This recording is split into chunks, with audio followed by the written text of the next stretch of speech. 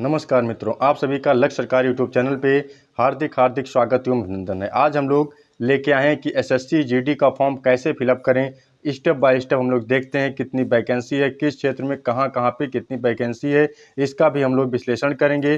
फिर उसके बाद स्टेप बाय स्टेप हम लोग देखेंगे कि फॉर्म कैसे फिलअप करना है।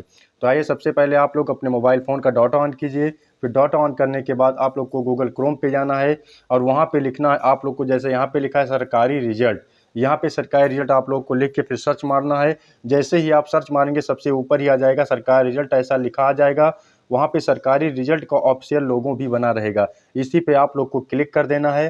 फिर क्लिक करने के बाद सरकारी रिजल्ट की ऑफिशियल वेबसाइट आप लोग के सामने खुल जाएगी। इसी वेबसाइट पे आप लोग को आगे देखना है लेटेस्ट जॉब। तो लेटेस्ट जॉब कहाँ पे लिखा हुआ है आप लोग को ये देखना है।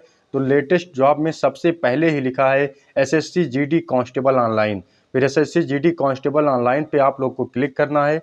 यहाँ पे आप लोग एसएससी जीडी कांस्टेबल ऑनलाइन पे क्लिक करेंगे। यहाँ पे देखो, इसी महीने 5 तारीख से आप लोग का एप्लीकेशन फॉर्म भरना शुरू हो चुका है। आप लोग को देखना है 5 तारीख से, यानी आज है 6 तारीख, यानी 5 तारीख से आप लोग का फॉर्म भरना शुरू हो चुका है और ये 14/10 यानी 14 अक्टूबर तक फॉर्म में भरा जाएगा।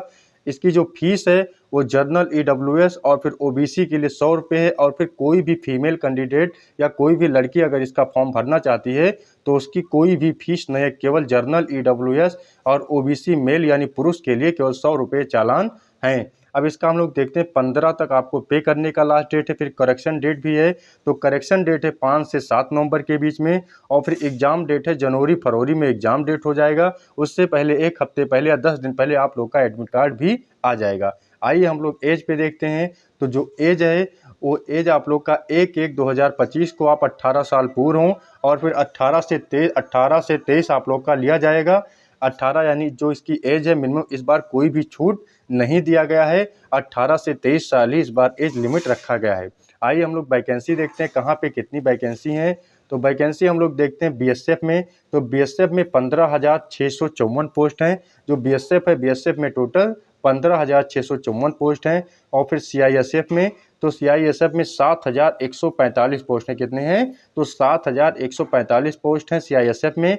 और सीआरपीएफ में 11,541 पोस्ट हैं। और सशस्त्र सीमा बल यानी एसएसबी में है 819 पोस्ट एसएसबी में है। और आईटीबीपी में 3,017 पोस्ट हैं।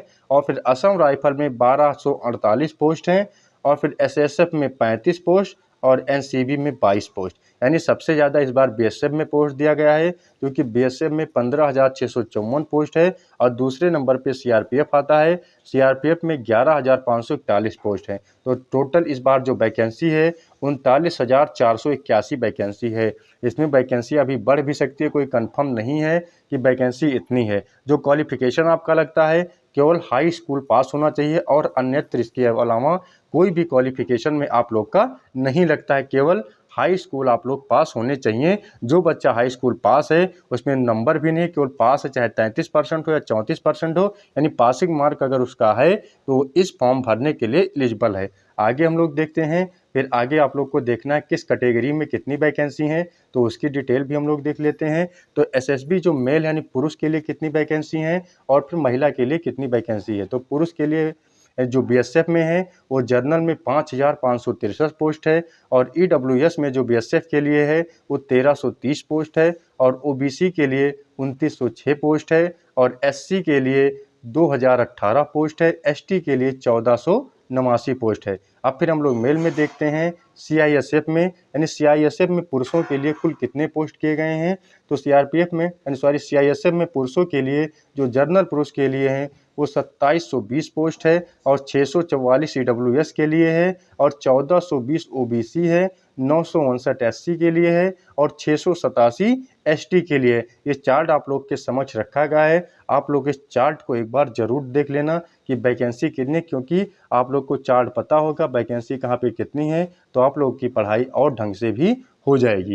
यानी सबसे कम जो पोस्ट है वो है एनसीबी में मात्र 22 पोस्ट है। और उसके बाद एसएसबी में मात्र 35 पोस्ट हैं, वो भी ईडब्ल्यूएस में। यानी एनसीबी के लिए ईडब्ल्यूएस में कोई भी वैकेंसी नहीं है। इसमें 5 वैकेंसी दी गई है जनरल के लिए, 5 दी गई है ओबीसी के लिए और 1 दी गई है एसटी के लिए। यानी एससी के लिए भी एनसीबी में कोई वैकेंसी नहीं है। आइए हम लोग इसका फिजिकल देखते हैं कि फिजिकल इसका कैसे होगा।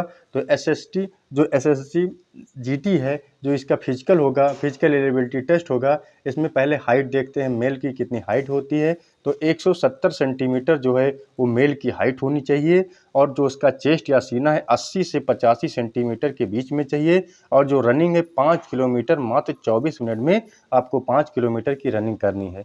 आइए हम लोग फीमेल की देखते हैं। तो फीमेल में क्या है, तो फीमेल में जो हाइट होनी चाहिए वो 157 सेंटीमीटर होनी चाहिए, और फीमेल एसटी के लिए 150 सेंटीमीटर हाइट चाहिए, यानी एसटी के लिए मात्र 150 सेंटीमीटर चाहिए, और जनरल ओबीसी एससी के लिए 157 सेंटीमीटर चाहिए। इनका चेस्ट यानी चेस्ट इनका कोई भी नहीं लिया जाता है। अब इनका रनिंग हम लोग देखते हैं। इनका रनिंग 8.5 मिनट में मात्र 1600 मीटर दौड़ना है। जो इनका रनिंग है मात्र 8.5 मिनट में इन लोग को 1600 मीटर दौड़ना है।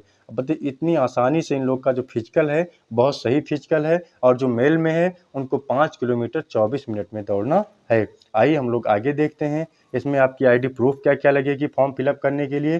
तो फॉर्म फिलअप करने के लिए आप लोग को हाई स्कूल की मार्कशीट लगेगी, आप कितने नंबर सारा फॉर्म फिलअप करना पड़ेगा, एक फ़ोटो लगेगा, आप लोग की सिग्नेचर लगेगी, फिर उसके बाद आप लोग अपना जितने भी डॉक्यूमेंट है, आधार कार्ड लगेगा, उसमें अपने डॉक्यूमेंट से देखकर नाम की स्पेलिंग आप लोग को भरनी है। अगर कोई भी स्पेलिंग आप लोग की गलत हो जाती है तो फिर करेक्शन डेट में आप लोग सही कर सकते हैं, नहीं तो फिर अगर करेक्शन डेट में नहीं हुआ तो अगर आप पेपर दिए, पेपर आप क्वालिफाई भी हो गए मान के चलो, तो फिर आपका कुछ आगे हो नहीं सकता है, क्योंकि आप डॉक्यूमेंट वेरिफिकेशन में बाहर निकाल दिए जाएंगे। इसलिए बहुत सोच समझ के फॉर्म आपको भरना है। स्टेप बाय स्टेप अपने डॉक्यूमेंट से मिलाकर नाम, डेट ऑफ बर्थ, जन्म तिथि यानी पिता का नाम, फिर एड्रेस, ये सब बहुत देख देख के आप लोग को भरना है। ऐसा नहीं करना है कि जल्दबाजी में भरें। आपके पास जब टाइम हो अपने टाइम के अनुसार बैठ के इत्मीनान से आप लोग को फॉर्म भरना है, क्योंकि पता नहीं आप लोग का पेपर निकल जाए, फिजिकल निकल जाए, बाद में आप डॉक्यूमेंट वेरिफिकेशन से बाहर हो जाएं।